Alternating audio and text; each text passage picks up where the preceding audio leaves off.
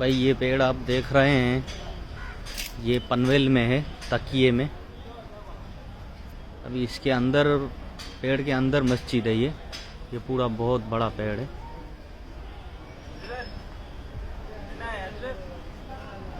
ये बहुत बड़ा पेड़ है। अभी अंदर की साइड अपन जा रहे हैं, पेड़ के अंदर की साइड जहाँ मस्जिद है। ये रहा जाने का रास्ता, ये अंदर जाने का रास्ता है। ये अभी अपन अंदर की साइड जा रहे हैं। ये काबे की निशानी है, डोरी।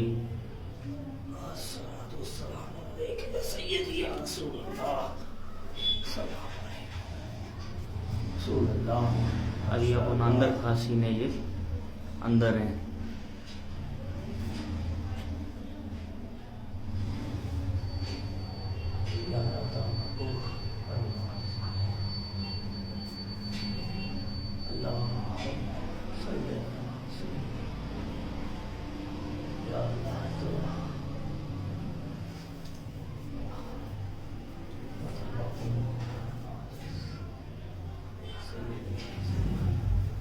बाहर निकल रहे हैं।